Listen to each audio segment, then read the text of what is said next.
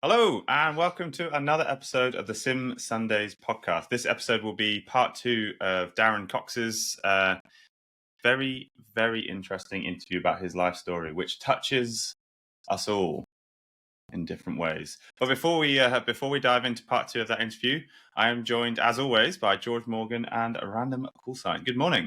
Morning. Good morning. Or afternoon. I guess you can't really say good morning or afternoon on podcasts. You have to kind of respect the fact that people are listening at any time of day or night, right? But it's 10 a.m. Yeah. Anyway, so there is not a huge amount to discuss in terms of the breadth of news stories today. We've got 2 rumors for F1, one sim racing related, one non-sim racing related, which we will skip over briefly, George. Yeah. And then obviously we'll get into the meat of the conversation, which will be about Le Mans Ultimate, which obviously came out in early access. But before all of that, curveball. What do you guys know about iRacing's Exocross? What? That was a curveball I was not expecting. I have no idea what you're talking about. Okay, Okay, so I purposely didn't, because obviously before we start recording, we usually have a bit of a chinwag and, you know, how's your mother and how's it all going and whatnot. And I purposely didn't bring it up because... Thank you, George. Appreciate that. I didn't bring it up, right, because I've been watching the news about this game for quite a long time, and I think it looks absolutely epic, and yet no one is talking about it. So if you bring up iRacing Exocross on Google, you'll find what looks like it almost looks like it's Mad Max set in space, but it's done by the guys behind iRacing. I just looked at Steve Myers has recently done an interview on Race Department about it. Now, the cars look amazing. The game looks incredible.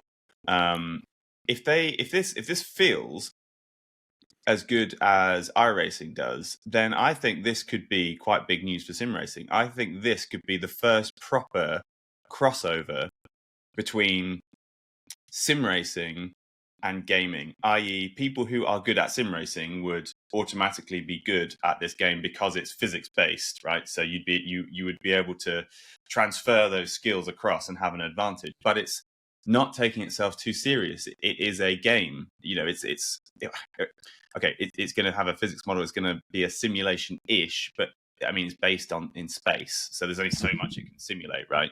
Mm-hmm. So anyway, I just wanted to bring that out there. I'm going to mark this episode here as the first time that we've discussed it. And I expect in the coming year, we're going to discuss this game more and more because it excites me. It excites me. And maybe I'm in a minority. Maybe I'm just being weird. I mean, Tom, I've spoken to Nathan Teague in the past, and he's been sort of touting this horn now for quite some time that sim racing has the ability of doing stuff that obviously real life motorsport can't. You know, almost expand on what we currently have. You know, the beauty of sim, you know, related stuff and obviously gaming is that you can sort of break boundaries. So, I mean, I mean, it could definitely be a success. But at the same time, obviously, I think the importance of those nuances where we sort of stick to the norm, it kind of, I think, raises the profile of the game. So it could go either way, I think. Yeah. No, I think you're totally right. I think it's a very delicate tightrope to walk to try and appeal to you know, 2 very different crowds. Because I don't know. I wonder what percentage of sim racers would, you know, identify as gamers. Because I think there's a lot of people that are motorsport fans who have then got into sim racing and only do sim racing. There's a lot of people who will do simulation, so they'll do racing and flight sim. And you know, I'm not saying it's a minority, not by any stretch of the imagination. A lot of people also play other games, but I think out of all the sectors of gaming, we do seem to have a larger than proportionate group of people that only do this particular sector of gaming. And I wonder, I don't know. I look at this game and I think, I wonder if this is where the lines start to blur, which would be cool, which would be a great thing. You can ask yourself how many sim racers play Trackmania and how many play Gran Turismo. It won't be many. Interesting. Okay, well, we've noted it. Okay, and we'll see if this becomes a big thing that I think it might. It might not. Okay, before we jump into the crux of the issue this week, F1 2024. There was a rumor that has been reported on quite widely that the release date will be 31st of May, so 3 months. Not too bad. It's earlier than usual. George Morgan, our resident F1 expert, might have some insider information. Wink twice for yes. I 5 have times for zero no. information for you, Tom. I mean, I'll be honest. It was kind of news to me when it popped up on social media, but I kind of I'm not necessarily surprised in many ways, just due to the mere fact that I think this is going to be a new chapter for the F1 game. When F1 22 came out, we kind of had the feeling that the next one would be the last real one. The F1 23 would be the last one under, should we say, the old school Cody's guys, and that the next one would be the full-on EA Sports release as such, because obviously many of these games get developed way ahead of time. So they probably were starting F1 23 even prior to the EA Sports deal was confirmed. But I think looking at this one, F1 24, there's obviously been rumours and discussions around new engines. I think the name Unreal Engine has been entered into the fold. I mean, they've certainly harboured a massive following, given what they've achieved with a set of Corsa Competizione, and with Unreal Engine 5 out now, it is definitely a huge opportunity for the F1 game to really jump on. And it could take it to that next level that I think that they need to take at this point, given the fact that obviously they've had some pressures, they've had some issues with the game historically, definitely in the most recent years.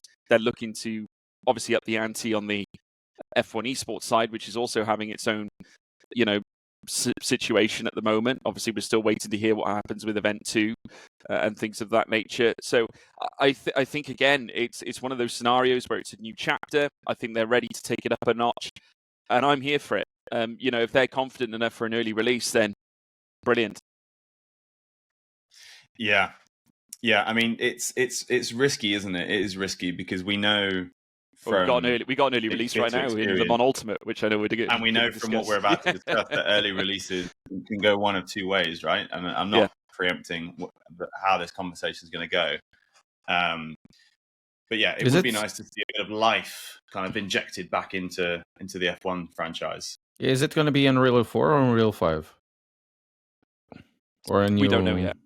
We don't know if it will be. I mean, it's something that I think that has been discussed at length. The Ego engine obviously has been around for quite a long time. It just feels like, I think, that it's time for a change. And obviously I think EA Sports will sort of, I think, push for that change as such. Like if you look at the engines they've introduced lately, they pushed Frostbite with FIFA in recent years. So that's a change up that we have seen over a grand period of time. And I think now, given the budgets that they probably are exposed to nowadays, there is opportunity for greater expansion. I would like to see it succeed. I love that game. F1 is the racing game that got me into sim racing, so it would be great to go back. So. I'm a bit worried though because of EA Sports WRC, and even though it's not a bad game at all, it's just very fun. The issue with it has been always performance.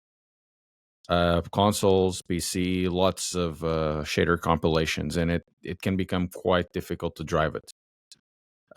If they have the same type of engine as EA Sports WRC, it could be very much the case that they're going to have the same issue, and it's even worse when you're driving side by side with somebody. So if they keep on Unreal Engine 4, I think that's WRC is. Are they going to move to Frostbite? Well, who knows? Yeah, it's. I think the next couple of months of game releases and developments is going to be interesting.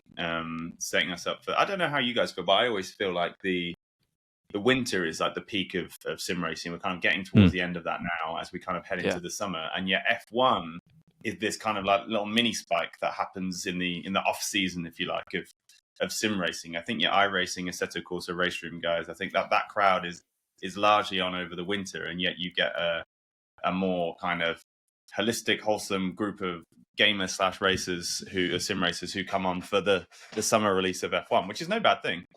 So let's just hope it's a success. Talking of which, Le Mans Ultimate Early Access came out this week. You guys tried it? Yes, I did. Quite a lot. Okay, we've all tried it.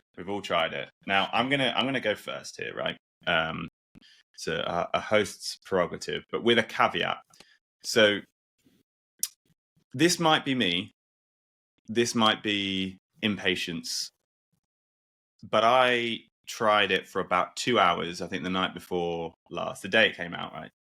4 or 5 o'clock in the afternoon in the office. Thought, right, I'll leave the emails. I'm going to give this a go. And I think in the first 2 hours, it crashed maybe 6 or 7 times. The menus took forever to load. And by the way, not right. It's early access, right? So I'm caveating all of this with I know it's early access. Like that's fine. I get that. That's the whole point of early access is to roll out these issues. But I'm saying all this because I have a question at the end, right? Then I tried to go into a practice lobby. There's six practice lobbies per daily race session, which I thought was odd because why cap it to 6, right? And I think they were all, it was like 14 of 16, but then full, but then 17 of 16 full, and 18 of 16. So I couldn't get it. So I refreshed. Mm-hmm. And actually, I noticed that by refreshing the game, the other little issues that I found seemed to work themselves out after I'd refreshed it a couple of times because I was trying to get into the lobby. Eventually, I did get into the lobby. And oh my God, it nearly broke my wrist, right? So I'm sat there and I load into the garage and I thought, I'm just going to just make sure that my pedals are on, brakes are on, and that the wheel is working, is registered. And I touched the wheel and it whipped round to one side. And I've got the Aztec Forte. It's not a weak wheelbase. Did you have invert on? I swear to God, pardon me? Did you have invert on your steering wheel? Like the invert, Well, yes, I did, and then I turned that off afterwards, right? So in fact, I just realised that my wheel is upside down now. It's the scene of the crime, right? Yeah. So it was, but then eventually I did manage to get out on track, and I think I spent 20-30 minutes going around at Portimao, and it just felt really grainy, like clunky, clicky. I was Googling some settings, but obviously there aren't that many articles out yet about the best settings for each wheelbase for it. No. And after about half an hour, 45 minutes, I was like, you know what? I'm not enjoying this experience, and my evenings are quite, it's precious time, right? I work quite a lot, of course, yeah. And so a couple of hours of gaming, I want to enjoy it, and so I was like, you know what? Screw this, I'm going to go back to iRacing. And I did an F3 race, and I had a lovely, lovely time. Loaded straight in, did some practice, did a race, came fourth. Very happy with that. And so my question is, how early access is too early access? And is it okay for studios to expect their gamers and fans to go through this process for them? And that's an genuinely open question, because I don't know which way I sit. I have thoughts, many thoughts. My experience is a little bit different than yours, but within the same spectrum. I was streaming and all sorts of bugs appeared. The game, like I said in a video that I've made, has more bugs than a dive in Helldivers 2. It's bugs everywhere. It gets slow. Everything crashes. Like, I like the driving though. I like the driving. The force feedback on the Club Sport TD is actually pretty good out of the box. Nothing needed to be inverted. The gain was a bit too high. We removed the gain a little bit and worked fine. Drives fine. Love the 488 GT. As for that question, how early access should be early access. With motorsports games, I think there's a different context. Because this game wasn't supposed to release in early access. No. This game shouldn't have been released in early access. Right? Maybe not, because I don't know where I'm going with this. No, I know where I'm going with this, mate. With this early access stuff, because they're in a crunch essentially. Because it's, for me, it's probably one of the few last times they can do this. The only way they can try to surpass the issues they have is that we are the beta testers. That's it. Yeah. So they essentially, normally you send the QC and the QA to a company in the exterior. You're the company now, right? And you're paying for it. So you're paying for the privilege of bug fixing. Now, this is becoming quite scary in sim racing, because I never seen an attitude change towards gaming so differently than it is in sim racing. Because I used to be a huge follower of Total Biscuit. He sadly passed away in 2018, and he's always been a very big advocate of being, clear and concise with consumers. He used to do like very deep things, and in his reviews, where he even reviewed the menus. It was so funny, right? And he always had something saying like, never pre-order, never do early access, right? And with sim racing, what I find different is that while in gaming, early access is somewhat panned, right?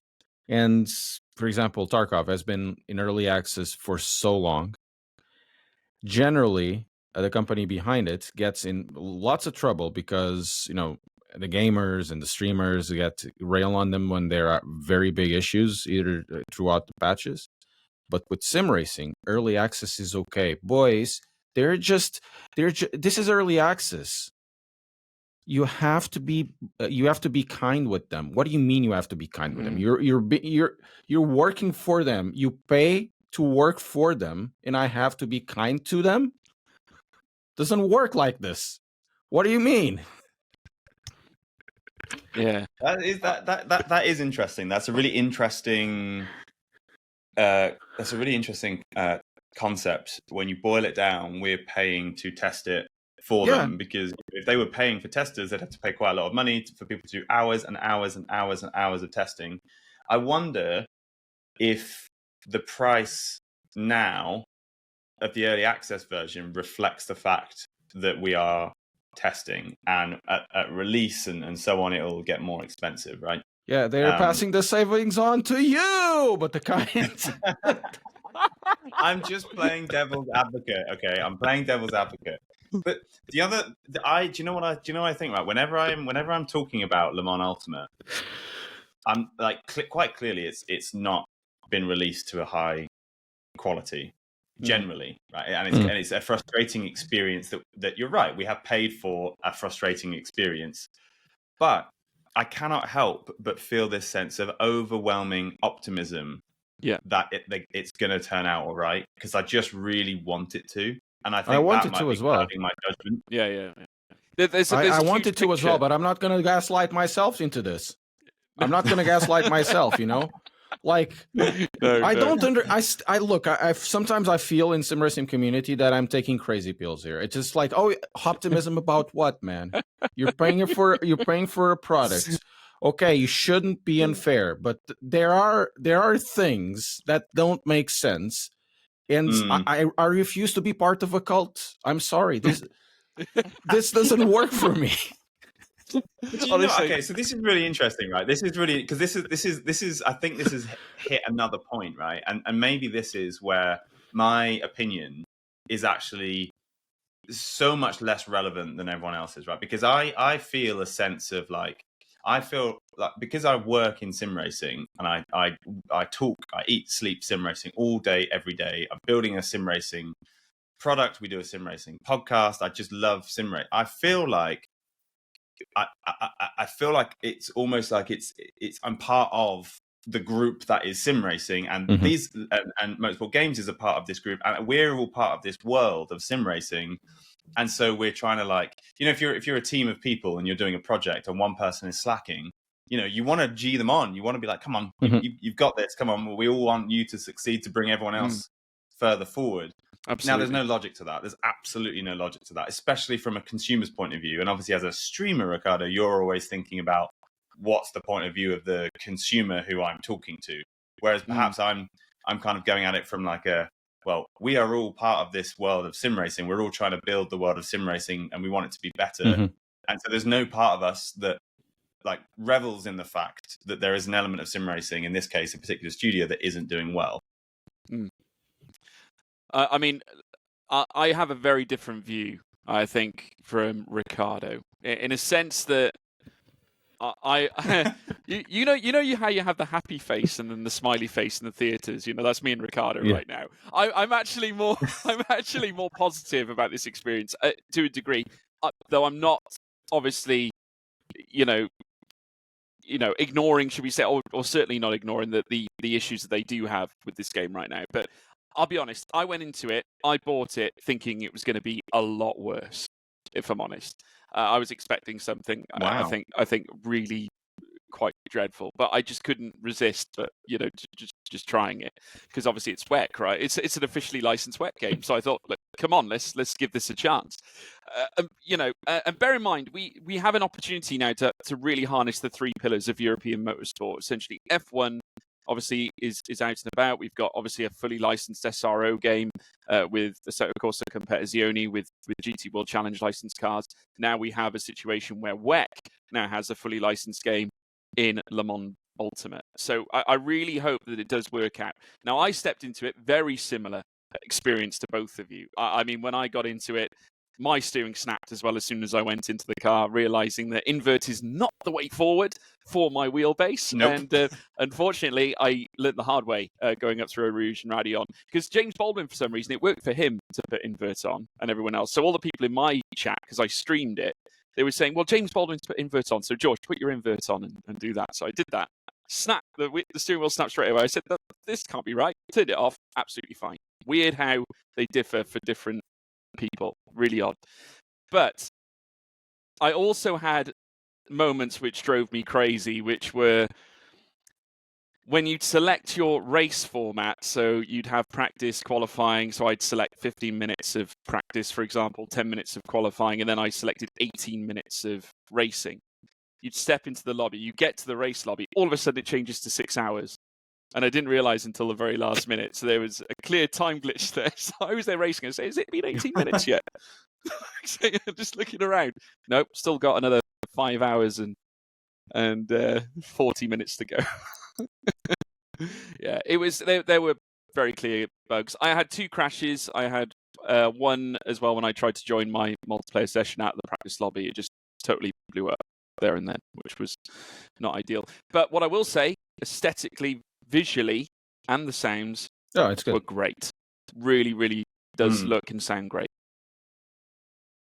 Well, besides the bug, I don't think it's a bad game. Once they figure it out, probably it's going to be good. I think in terms of as a product, I think it's better than R Factor 2.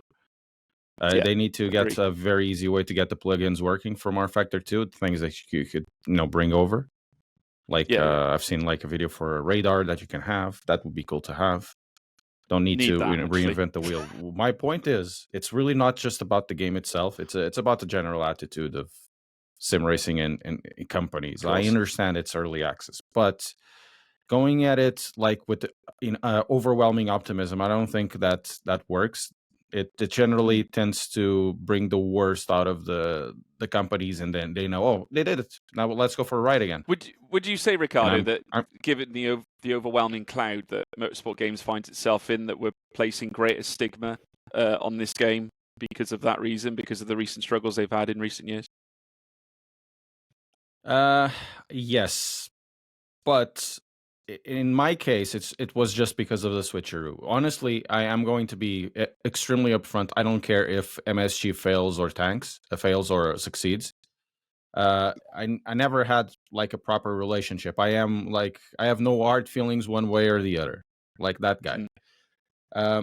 As a product, I can see the potential in it. I've said on my video that this is like ACC for WSC. It's the same kind of format, and you can expand it. Absolutely, they can release DLCs for 24, maybe you can get the the Mercedes CLKs from the 90s. You can get like the early prototypes from the 90s as well. Maybe a 787B like everybody likes. Oh my God, so good, right? You can get all of that stuff, and it will work. It has the perfect format for it. As what I found interesting about this is that it was content complete. It's an early access with content completion for the 2023 series. So it has all the cars, it has all the tracks, it drives great. It's just the bug, the part of the bug fixing. They did a switcheroo saying, now it's early access now. They do a switcheroo for that, for early access, and now you find the bugs. I find that's distasteful, you know? Doesn't mean that I'm not going to give it a fair shot. It's just the context is totally different because of MSG. So are we going to see Le Mans Ultimate host Le Mans Virtual in 2024? Hopefully. I want so. Yeah. I really want to. Yeah, 100%. Yeah, I hope so. Well, on that note, thank you guys. That was a very long intro. If you're only really here for the Darren Cox interview and you're fed up of us waffling on, apologies. That was 25 minutes. But actually, I enjoyed it, and that's what we're here for. So, guys, thank you for joining me again this week. I'll see you again next week. And for those listening, enjoy the Darren Cox interview. Goodbye. Whoa, Tom, before we get into the episode, we need to show them Grid Finder. Guys, if you haven't checked it out, please check out Grid Finder. You can browse from over 1,000 leagues or communities, or even start your own. We have a complete league management system built into our website. We even have loads of cool features like custom championships, single races, time trials, and a race attendance system. We even have cool features like a split and tier management system, as well as something coming up very soon, a driver rating and penalty point system. Anyway, enough of me talking. I know you guys know where to go. Please go check out and sign up to Grid Finder for free and find your new racing league to be a part of. Now enjoy the episode. But it always was, right? It'd be really interesting to work out what you deem to be innovative. So you've said that you hate people who corporate, right? And I love that, the verb to corporate, right? To corporate, like corporating is basically the kind of the disease, the anti-innovation disease that kind of infects a lot of organizations when they get too big. And the problem with corporating is it's all very vague and wishy-washy, and as long as we just we don't go down, we go a little bit up, everyone's fine, and we can all go home and play golf, right? But it's all a bit wishy-washy. So I guess if we're going to say, well, screw the corporators, we're the innovators, we need to be a bit specific with it. And I noticed that the first line of your LinkedIn bio starts with the phrase, "I'm an innovator." So what's an innovator?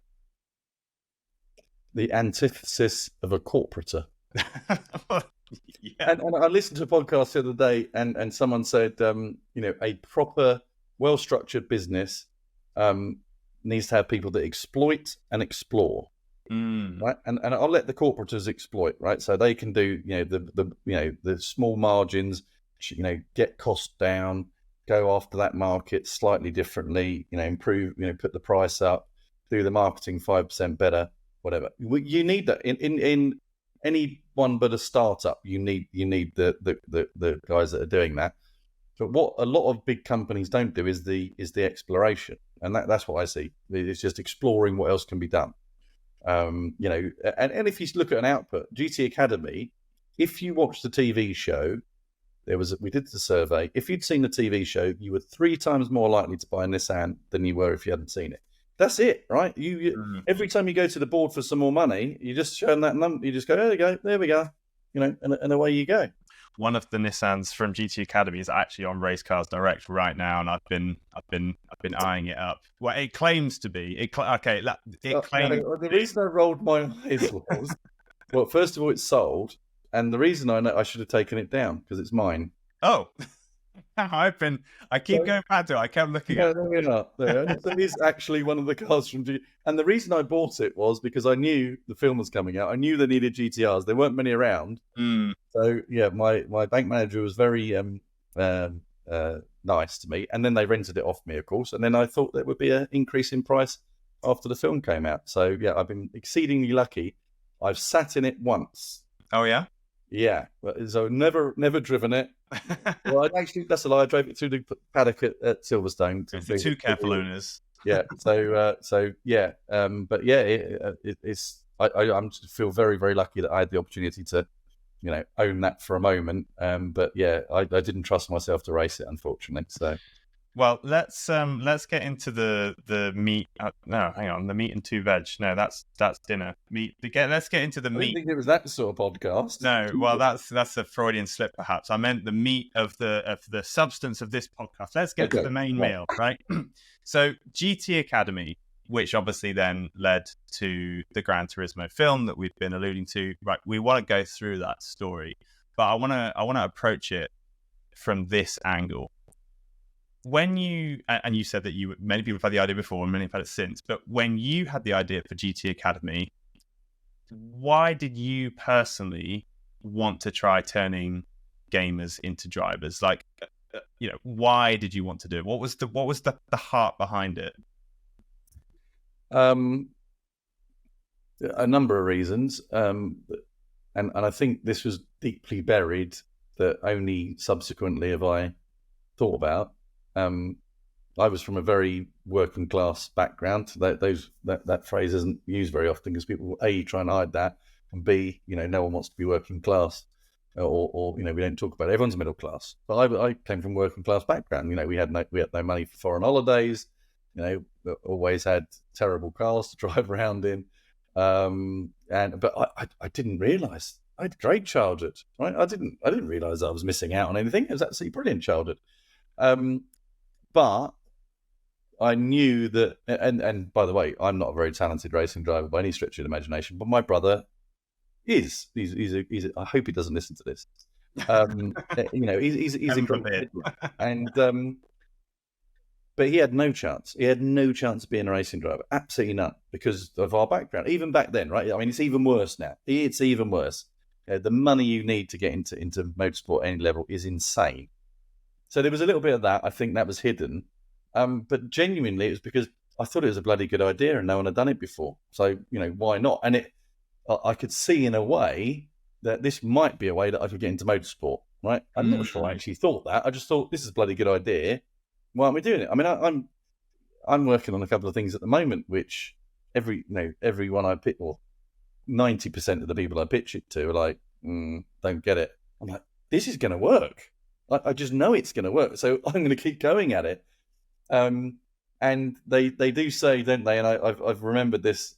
I used to say it all the time. In fact, I've reminded it because I stumbled across, which I've never watched. There was a documentary about the Le Mans 2015, which we can come on to if we ever get to the end of this story. And I watched it, but I've never seen it. Right, so 2015. It's now 9 years old. I've never watched that documentary. I'm on it. I watched it the other day, and I say this in it. So I've reminded myself I said this. I thought, well, that's smart. I need to use that again. Progress is only made by the unreasonable man. Obviously, I didn't say that originally. I'm sure it was, someone a lot smarter than me. And that is the case. I there was no plan. There was no big vision. It was, this is a great idea. It should be done. And then someone tells you can't do it, and you're like, hang on a minute. So yeah, that's the answer.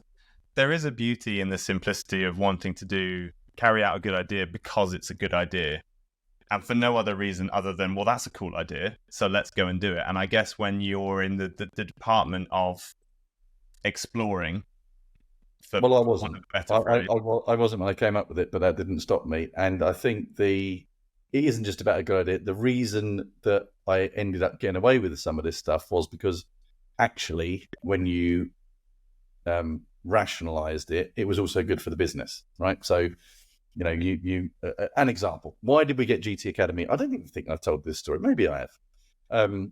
Signed off was because, remember, this is and again, those people that are new to this won't know the implications. But 2008, horrendous market crash, horrendous global economic situation.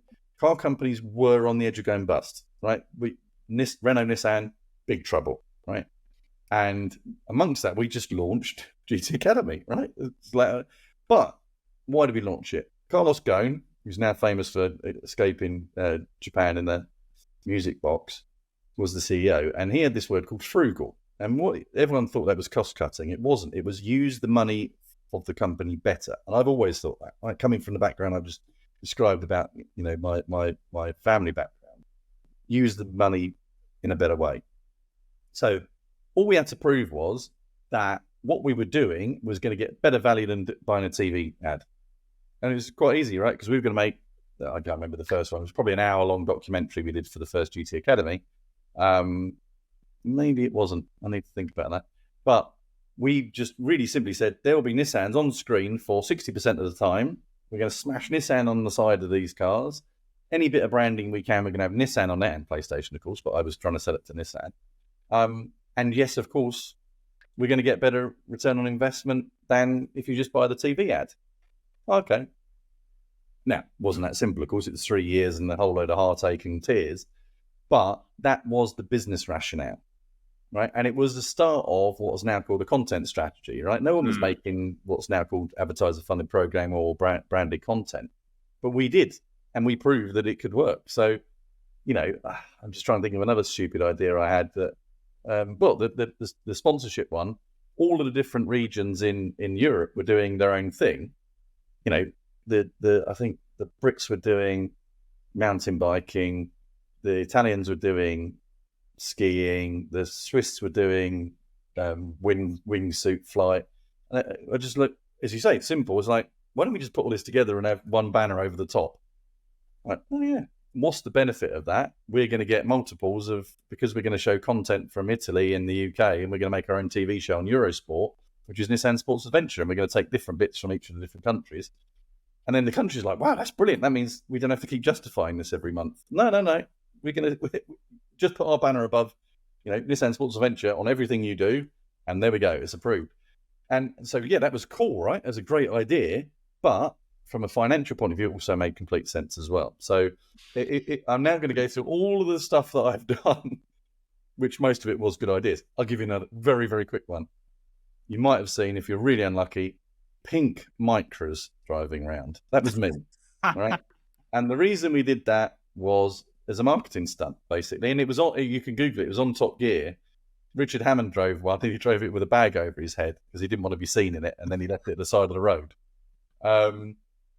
Brilliant coverage, right? And it was because it was pink. All press. But the story was, it was free marketing, basically, PR everywhere.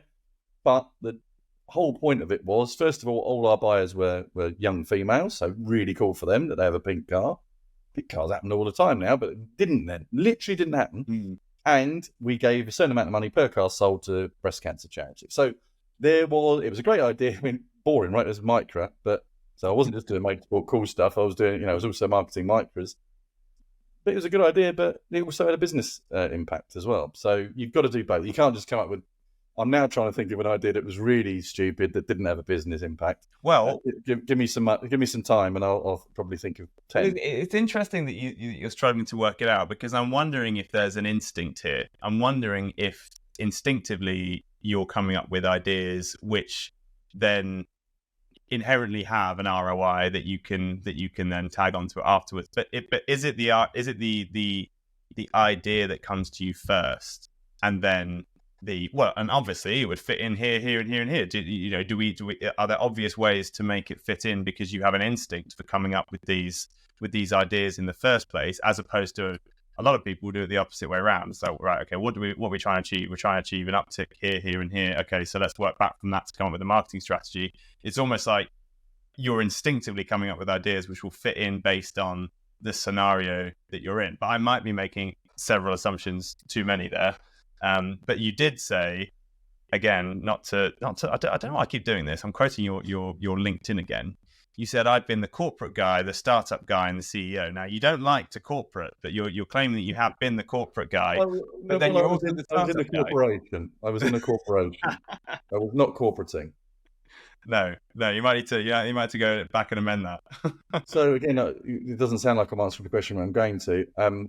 Steve Jobs famously says you can't, it's all about joining the dots, and you can't think about joining the dots looking forward. You just look back and realize, that they've happened. But like a lady that interviewed me for, I don't even remember what it was. She said, just dropped it like that big clanger. Oh, when I was working, because I use that phrase, right? We're talking in this interview, and I use that phrase. She said, when I was working with Steve Jobs, I used to tell him that it wasn't about joining the dots; it was about collecting the dots.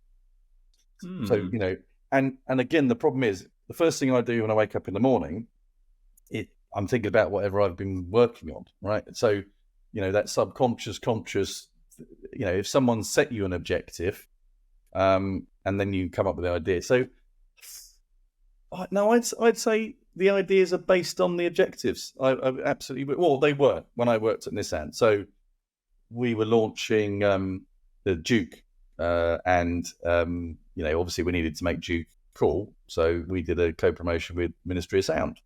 Right? Now, people have put stickers on the back of cars for years, right? I mean, even Golf did a Rolling Stones. VW did a Rolling Stones Golf. Why? No idea. Didn't make any sense. But we wanted to take it to the next level. So we built, using the speakers out of Ministry of Sound, exactly the same speakers that was in the club. We put them in the back of 2 Dukes, and we had basically the ultimate mobile disco. So we literally just rock up with the DJ and another Duke, and just rock up with these 3 Dukes, 2 massive speakers, just turn up with a DJ, and just crowds would just come. We've been the right place, of course, city centres and blah blah blah. Absolutely. Now, that's a really stupid idea, but based on an objective, which is to make Duke cool. So yeah, I'm not just going to be abstract going, come up with a stupid idea. Or I suppose you retrofit. I mean, I'm gonna, Delta Wing, which I've got a model back there somewhere there we are. I just moved my chair, and there appears a Delta Wing model. That one, no. I'm trying to think of one that didn't fit. We had this brand positioning at Nissan, which was innovation that excites. Now, I can't think of a better thing that represents innovation that excites, right? Delta Wing, if you know the story, great. If you don't, have a Google of it. A car that looked like no other race car that had ever existed before, and was using half the fuel of any other race car in its class at the same speed. So if you want to talk about a car manufacturer that's innovating and doing something exciting, we would go to Le Mans with this thing. There you go, retrofit. Why did I do it? I thought it was a really cool project, but then retrospectively, why wouldn't you do that? So yeah, if the company's raison d'etre is innovation, then I'm fitting in there, right? But now you look at most mainstream car companies, they are merging into one. They are boring. So I have been advised never to go back and work in a mainstream car company. Well, let me cling on to that point and use it as a segue to move forward to the story, right? So you've worked inside Nissan, and it sounds like you've kind of, to use a bit of a wanky phrase, really, you've been an intrapreneur, right? You've been an internal entrepreneur, right? That's the phrase that if you read the books, the lead starts. I'm going to change Revolution. I'm going to change my LinkedIn profile. There you go. You're an intrapreneur, right? But now you're very much an entrepreneur, and you've got a lot of things going on. But I'm interested to know how that transition was for you, and how natural it felt to go from, right, okay, I have this huge budget and I'm part of this huge corporation and it's innovation that excites, I can do that, fantastic, I can go off, come up with ideas, to right now I'm going to put my own stock on the line and come up with concepts. Was did a kind of personal fear ever take over when you started to do things as your own brand as opposed to as an entrepreneur with someone else's brand? No. It was exactly the right time. It was exactly the right time for me to leave Nissan. We had Le Mans 2015, which by some people's opinions was a complete disaster. We haven't got time to go into that. I don't think I'd change much about what I did there. In fact, if you look there's a model of that car there. Look, there we are. Models everywhere. There it is. So I'm proud of that one as well. No, but it wasn't about coming up with new ideas. I just didn't want to be at Nissan, and I had enough confidence that, I had a little bit of stock in the industry, that people would hire me. What was interesting was when the phone rang. So I thought, I didn't go as far as writing a business plan, right? I just knew I needed to go and do my own thing and leave Nissan, and I thought I was going to be doing like 40% automotive, 40% motorsport, 20% maybe gaming. Every time the phone rang, it was about, that gaming thing you did, or GT Academy thing you did. What can you? So I think I wrote many people have done this. wrote a Formula E eSports strategy, many of which there's probably a filing cabinet at Formula E head office with a bunch of Formula E eSports strategies in there. Dom Doohan, who's probably well known to people listening to this podcast, also told me the other day he'd written one, and other people have told me. So yeah, I wrote the MotoGP eSports strategy, which is still ongoing. I think it's very niche, but it's doing a good job. I wrote a gaming strategy for I can't remember the car manufacturer that was never used, and then got involved with EA, and we went and started a project in China, which never happened, but it was gaming, right? And that was EA approaching me because of what I'd done before. So I literally did one automotive project for Aston Martin, but that brilliant phrase, the one-eyed man in the land of the blind, people wanted to get into gaming but didn't know how, so that bloke seems to have done something. So that was where it was. But no, I never had a plan. I never had any fear. That it was just the right thing to do. It was the right thing to leave Nissan. I'd really, really, really wanted to keep the LMP1 project going. I wrote a 10-point plan on the Monday after Le Mans. This is how I'm going to fix it. Part of which was, if I don't fix it by next year, you can fire me without any payoff. Obviously, I was going to get, I've been in the company 20 years, so there was a deal to be had when I left. I said, I'll walk away from everything. You don't pay me anything. I'll just resign. And they didn't accept it. And it was basically taking the corporating out of motorsport. And if you look at the successful Formula One teams and conversely the unsuccessful Formula One teams, they have been the ones that have been corporating or haven't been corporating. Mm-hmm. I'm going to overuse that phrase now.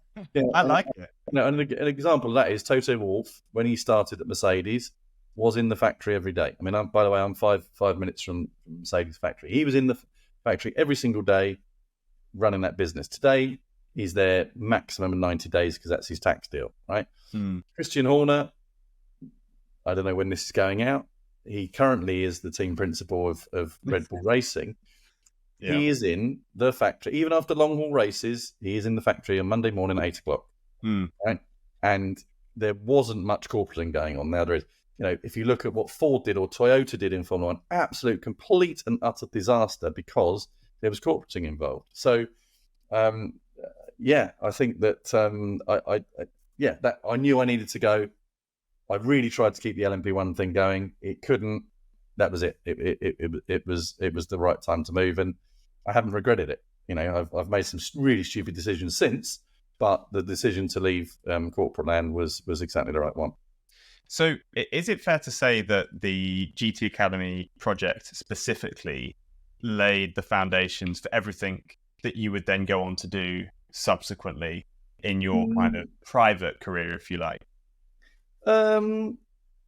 Certainly when it was driving new business, 80%, I would say, for then me to set up my own things and create new stuff. So, in 2020, I launched, the first F1 content first digital media business, basically. That was F1. It was media. It was YouTube. It was podcasting. It was, the written word. It was, social media. So no on that one, because that was my sort of, IP with my co-founder.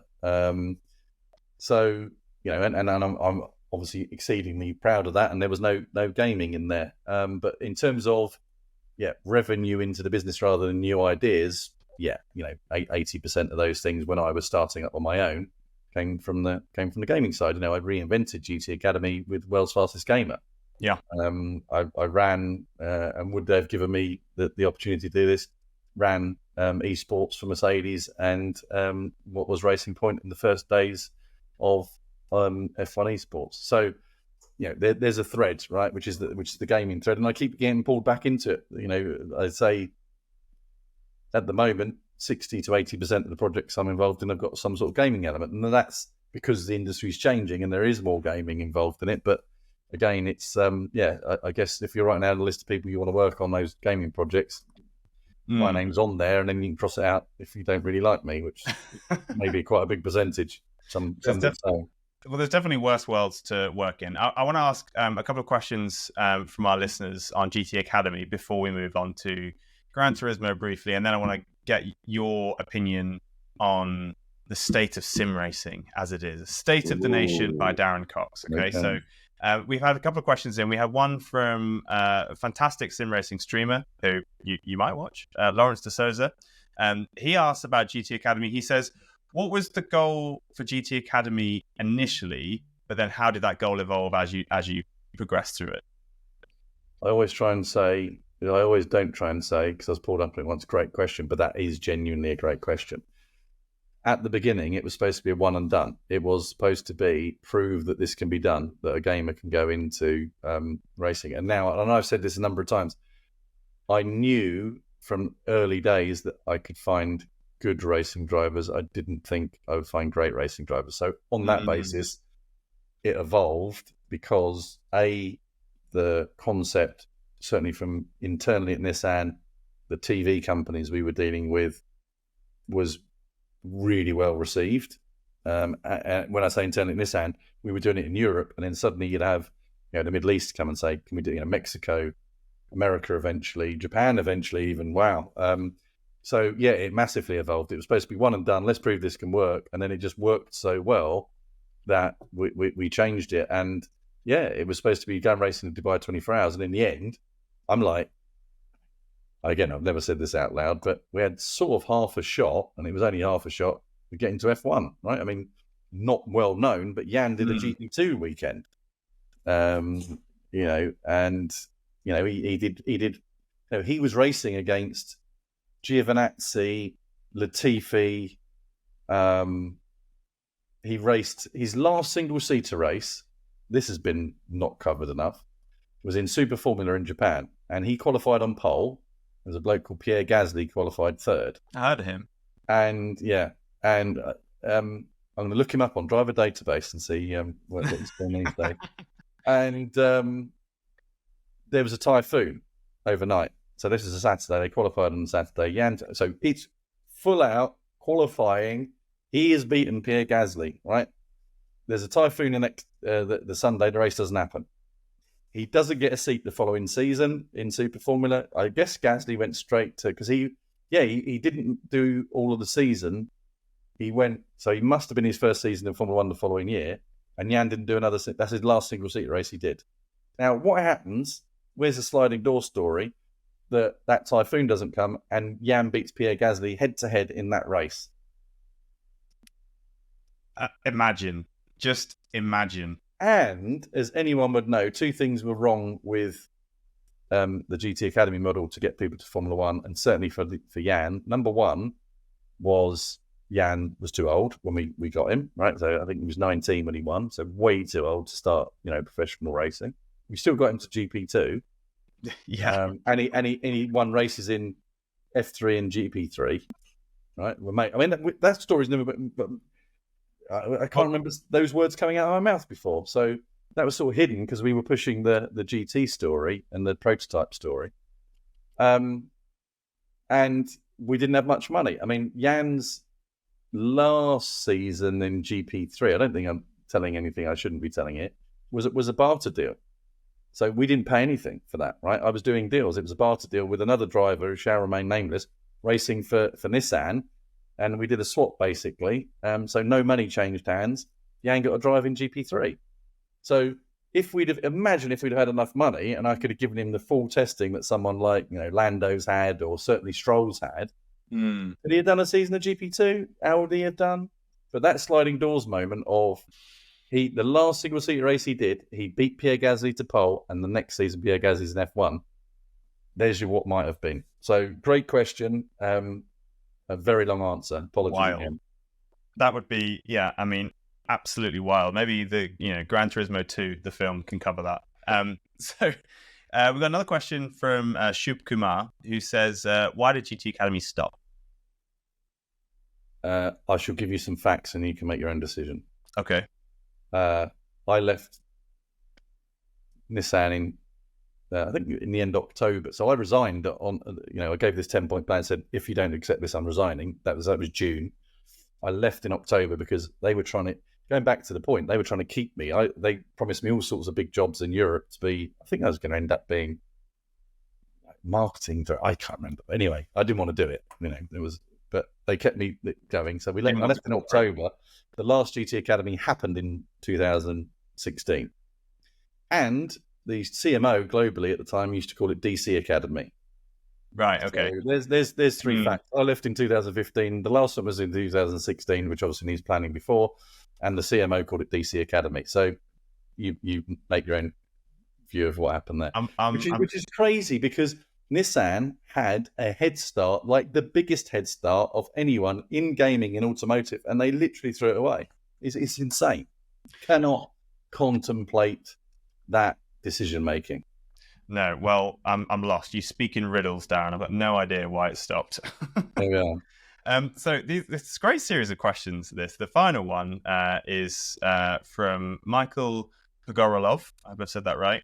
It says, will GT Academy resume? No, 100% not. There you go. Because Nissan, as I just said, uninterested. I mean, how mad is it? Jan is not a Nissan ambassador. He has no contract with Nissan. They stopped him racing when I left. A couple of years after I left.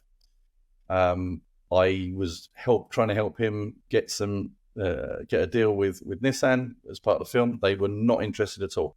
Zero interest. Kazunori-san has come out and said it was very nice doing GT Academy. It was a fantastic thing to do. We're moved on. We're doing our GT Series, World Series. That's what we're doing. So no, absolutely not. The two people that can make it happen are not going to happen. Now, as I said, I've rebooted GT Academy once, which is called World's Fastest Game, which was massively successful. Rudy Van Buren won the first one. He is now the sim driver for F1. There's a brilliant article. Max Verstappen says, my most important teammate, and he talks about Rudy being, the third car. I mean, that's by the way, that's a podcast. You should get Rudy on and talk about the impact of how the simulator during race weekends helps develop the car on track. But anyway, if giving you episode advice here. If we manage to make that happen, what question would you ask Rudy? Where's my commission? Okay, great. I'll pass that on. We text once a week at least, so yeah. We can make this happen. Yeah, in fact, the situation at Red Bull, one of us owes the other one dinner. Whatever comes out of that story.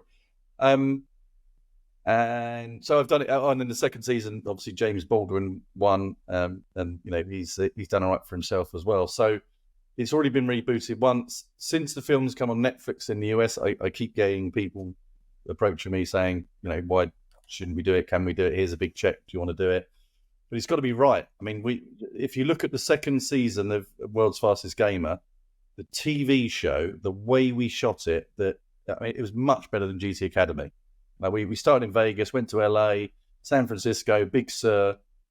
I'll send you the trailer. It was on ESPN, right? It was on ESPN, co-produced with ESPN. It's just fantastic TV. I'll send you the trailer. I watched it back the other day. This whole thing of looking back at what I've done, I was like, I'm astonished. It was absolutely amazing.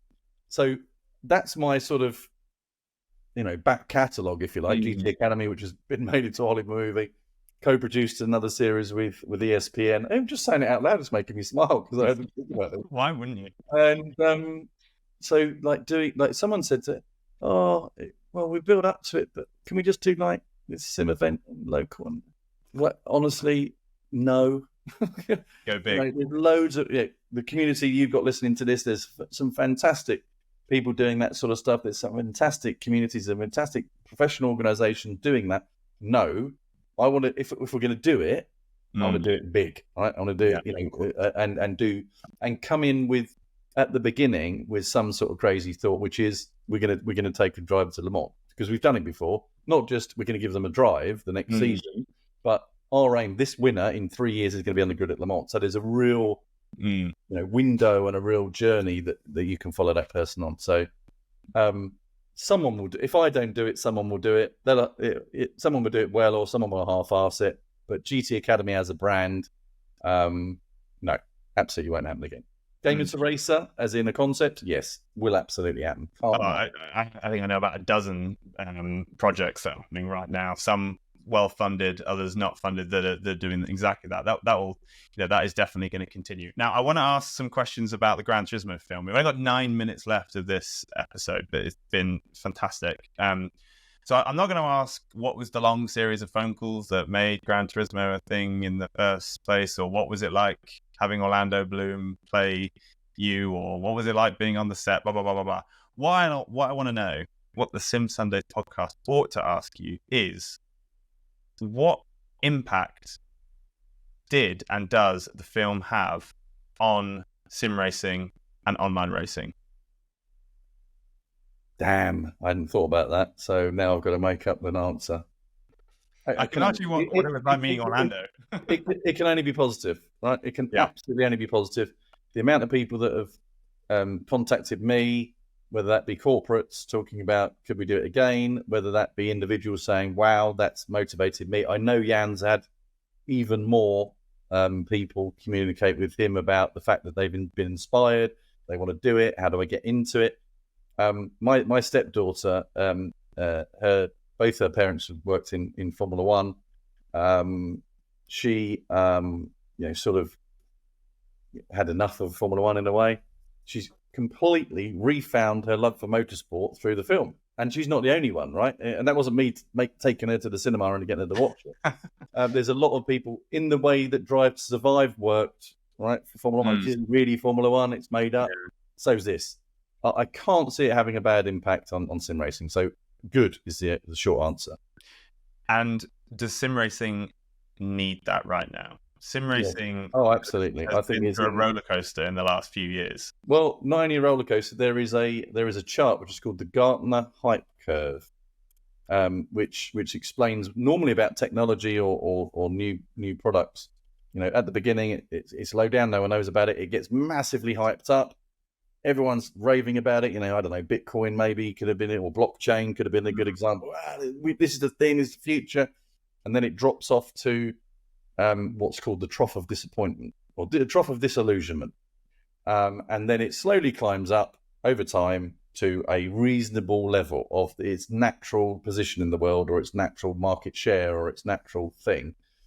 And I think that the Gartner Hype Curve is a great way to explain sim racing, but with a boost on it, which was COVID, right? I mean, you put rocket fuel on sim racing at that point, and there was this massive over expectation. I was running the Mercedes and what was then Aston Martin by that point, can't remember, eSports teams. By the end of COVID, like, people can do it for nothing, right?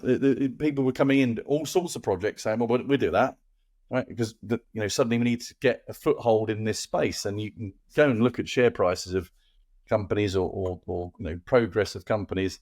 A good example would be Quadrant, which you'd think would be set up to be a sim racing project, then sort of manifested into a gaming project and merch, and is now a content platform for athletes. So everyone's pivoting on the idea, and in the wasteland that's behind that is sim racing. Max is, you guys all know, Max is online on a Monday. I have to tell people this that don't. What numbers is Max getting on his streams? Not very big, right? Because even though he's Max Verstappen, because people aren't necessarily interested in that. So I absolutely think that sim racing needs to reinvent itself. We've got two big issues that, there's lots of issues. We could do another podcast on this maybe you should do it with a panel. The future of eSports racing, sim racing, whatever you want to call it, gaming, online, whatever name we want to use this week. E-racing is my favorite. Oh, please kill me now. Literally kill me now. I think that, I think everyone knows, right? There's no secret. F1 eSports is paused. I've spent the last 5 days with 4 Formula One teams, not on gaming stuff only, on lots of other things that we're doing, and they're all just like we need to race. So I'm not going to go into the details of what's happening, but that is absolutely insane. Whether you like F1 eSports or not, it is the barometer of what's going on. If we can't make, as an industry, as a sport, as a group of enthusiasts that we all are about sim racing, if F1 eSports isn't happening, we're in big trouble. And I'll give you another example. I've offered my services for nothing to the FIA to help them understand what their strategy is going for, because I think someone needs to get hold of this stuff, right? So the FIA is saying they were going to do it. I said, okay, I'll come and help. And then I've been corporated for the last 9 months. I've basically given up. I said, okay, don't worry about it then. I was going to do it for free because I care. So I think it's in a really bad place. There's lots of people that have lost a lot of money, a lot of investors. There's lots of people that invest a lot of time and effort into it, and people don't forget that sort of thing. So I think there's a real problem. It's so disparate. We could talk about Ren Sport, having their competition over any of the championship. What viewers does the GT World Series get? Well, not many, as far as I can see. So there is a real problem, and I think the key people in the industry need to get around the table and try and sort it out. But whilst we have F1 eSports not happening, I didn't even need to answer that question. Now, let me. I'm sure your listeners would tell me that, well, actually, Darren, that's not sim racing. That's F1 eSports. The community stuff is brilliant. I love it. Lots of people racing online, lots of different communities. They're all being helped by our great friends at Drinkfinder. And that's brilliant, right? But to grow the sport, need something else. We don't want to be fishing, right? No one watches fishing. Lots of people participate in it. We need both, and I think we should celebrate the fact that lots of people are participating. Out of Shot here is a very cheap simulator that I still have to have because it's just you've got to have one in your office, right? Have to. It's the law. So yeah, there we are. You've got to have it. Your screen is wider than mine, but so, and do you know what? That might be enough. It might be enough that we all go and race against each other, and it's like club racing, isn't it? And if we don't need professional racing, then that's fine. If we're all happy with that, great. I think there's a space for that. Maybe there's a bit too much emphasis on it, and at that level, at the professional level, at the level where people will need to commercialize stuff, it ain't working. Well, you've answered my final question, which was going to be, in the context of sim racing, does esports matter? It's there you go. I think I answered that. Yes or no? I think there could be a place for it if it does well. It would be good to have a focal point. It would be good to have a pinnacle that people can aspire to. It would be good to have this sense of credibility behind our space with an esport that's well branded. The problems are that it's disparate because sim racing is not like FIFA where there's one game. It's half a dozen games, and each of them have their own championships, and then there's third-party championships, and now the FIA are trying to get involved, and the Motorsport UK is getting involved, and there's just so much piling into it that the audience is split, doesn't know where to look, there's no focal point, and so everyone is still sim racing, but they're not really bothering to watch the esports because there's too many to watch. So I shouldn't have answered that question because who cares what I think, right? It is, what does the community think? Does the community think esport is a good thing? Or is it fine? Let's just make the community racing, let's make competitive league racing better. And do we care if anyone's watching it, right? As long as we're having fun and it's well organized, it's well structured, and it's progressing, and there's more people coming in, and the platforms are getting better and more realistic, and the kits. Do we need it? I genuinely don't know the answer to that question because I've come.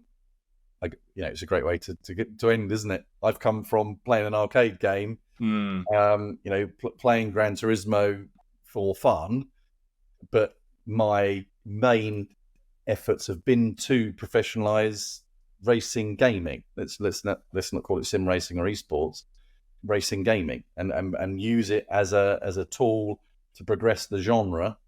So I don't know.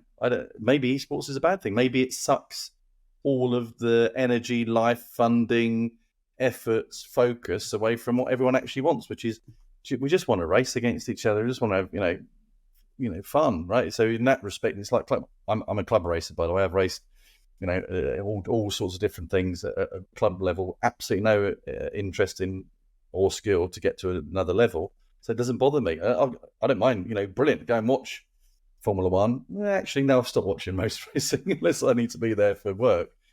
I live 5 minutes or 15 minutes from Silverstone. I wouldn't go and watch the touring cars there. I used to love the touring cars. So not for me to answer. I think it's for your community to answer. Tom, what's the answer? You got your finger on the pulse. Does sim racing need esports? I'm genuinely interested to hear. I think 3 years ago, I'd have said, of course it needs esports. It needs to replicate the success of all the other gaming genres. But sim racing is not like all the rest of the other gaming genres. It's split up. You can race GT3 cars on 4 different games, which means that esports is always going to be competing against itself. And sim racing has a blessing and a curse, right? A double-edged sword. And that's how similar it is to real-world motorsport.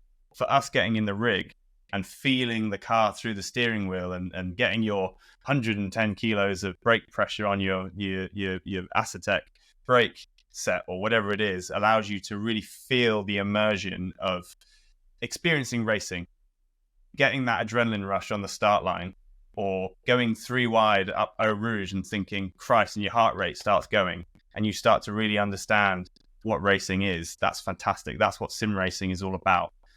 The downside to sim racing is that it's almost motorsport, which means as a viewer, you always have the option to watch motorsport or almost motorsport. It's not sufficiently different because it's a simulation. Its strength is exactly its weakness. And so esports, I don't think it's a natural fit, which is what Gridfinder is all about, right? It's about the 99.9% of people who race to feel it, not the 0.1% who are grinding and grinding and grinding to be the pros in this space, because the pros that we love to watch are the Max Verstappens, because they do it with the element of danger that you can't recreate in sim racing. So I don't know. If you ask me again in 3 months, I might change my mind. Do you know what? That is the best piece of free consultancy you're ever going to give me. That's going to turn up in a PowerPoint presentation at some point in front of someone. I genuinely, and I said at the beginning, I think of that question. I don't know. I haven't thought about it. And you've just given a brilliant answer. And if I listen to your answer, the answer's no. We don't need esports. We don't need esports. Well, What a cliffhanger to leave on. I know. Well, Darren, we're 3 minutes over. This has been absolutely... the call I'm missing, the 3 minutes I'm into is just corporating. So corporating. I thought it'd be corporating. Yeah, corporating this one. So that's why I've let it overrun. If it was something interesting, I'd have been gone 5 minutes ago. Well, I won't say what time or date it is then, in case... No, exactly. Yeah, please don't. It's a Sunday, right? Yeah, of course. It's always... I'm working on a Sunday. Sunday. Again, grinding it out. Darren, if you've got any more questions, go on. 5 more minutes if you need it. Oh, 5 more minutes! Oh my goodness, I wasn't expecting 5 more minutes. Okay, well, I think that the bombshell, the Top Gear S bombshell was Tom telling us on his own podcast that we don't need esports, and me agreeing with it. But what does that look like? And again, it's a really interesting point that when you are in the trough of disillusionment, that whatever it is, the technology, the company, the product has to reinvent itself in a way, as it won't grow. It'll just stay in the trough of disillusionment. So what does sim racing, esports, online racing, whatever we want to call it, what does it need to do to keep progressing, or doesn't it? Is it just fine as it is? For me, we double down on its superpower, and its superpower is the emotions that it can invoke in those who do it, right?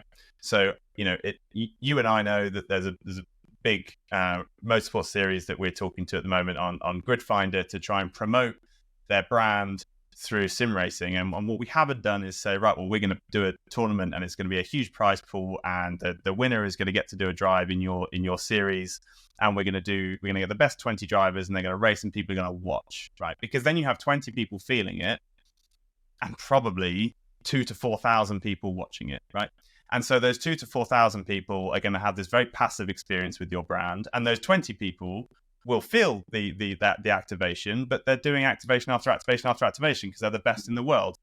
And so what we should really do is create a space where the 2,000 to 4,000 or 20,000 to 40,000 people can get involved in the racing, so that they can build this positive, emotive connection with your brand. Because on a Wednesday night, they don't go to the pub and say, "Oh, what did you do yesterday? Oh, I saw this great brand for, I don't know, Pringles. It was amazing." But if you did, I did this Pringles hot lap challenge yesterday, and my mate is 0.04 seconds above me, and I just cannot beat him. This goddamn Pringles thing. I said Pringles twice in the pub because I'm engaged in this world that I care about, right? So for me, it's all about participation. It's about doubling down on its superpower, not trying to make it something that it's not, which is a spectator sport, because you're always competing against motorsport.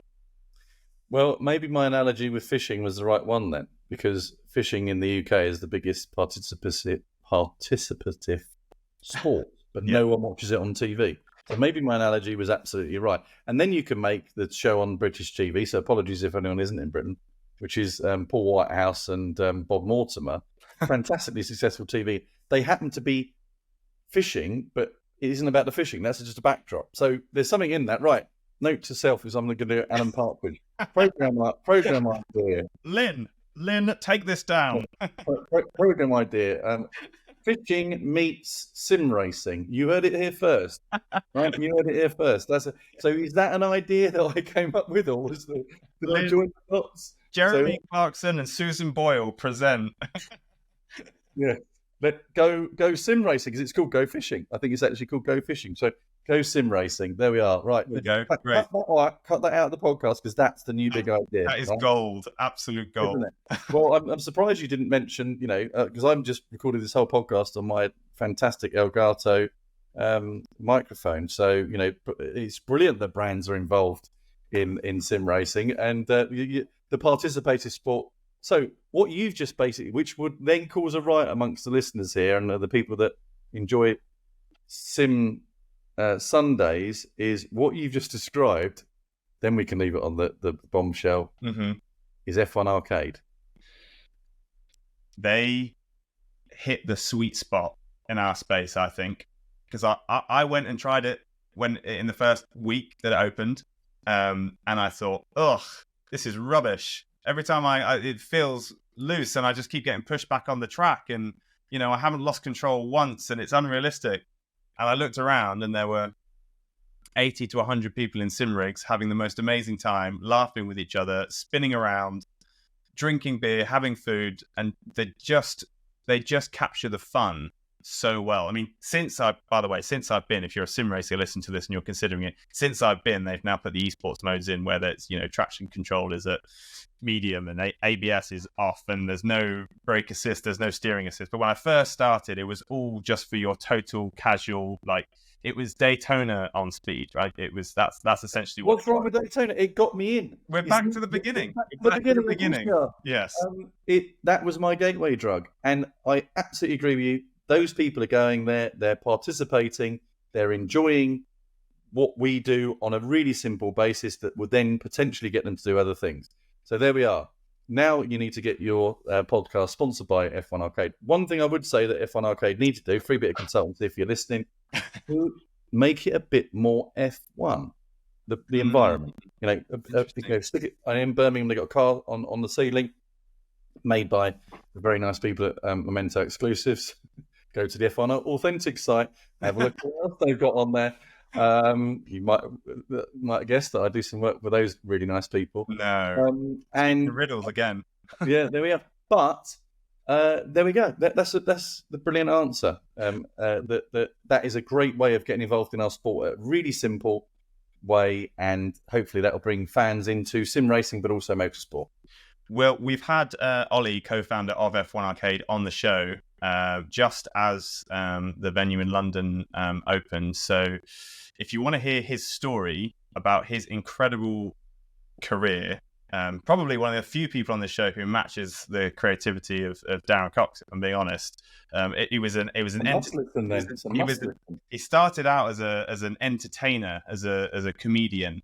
And he just loved entertaining his friends, and he just started little entertainment venues, and he went on and on and on until eventually he's been involved in the F1 Arcade. But his episode is absolutely fantastic. The backdrop to his episode, he's up in some chalet with this beautiful mountainscape behind him because he was skiing because he just loves fun, and he talks all about F1 Arcade and what it's trying to be, and it's fantastic. So if you haven't listened to that, dear viewer, go back and have a look at that. Darren, Well, in the last 10 minutes, we got plenty of plugs in there, haven't we? We did. That was the corporating bit at the end. We made sure we got all the names. Yeah. Gonna go back to another episode. Yeah. Fantastic. Dave Cam. We spoke about Dave Cam. There's an episode of Dave Cam on here. Anyway, right. I'll stop this. Darren, this has been absolutely wonderful. Thank you so much for your time. I've really enjoyed our conversation and getting to know you and your story. So thank you for spending time with me and our listeners on the Sim Sundays podcast. It's been brilliant because I don't always get to talk just about sim racing, gaming, whatever. There's always some sort of edge. So to go through that has been really entertaining, and made me realise how much that I love the space and how much it owes me, and I owe it. So there we go. Fantastic. Thanks a lot. Appreciate you being with us. Cheers.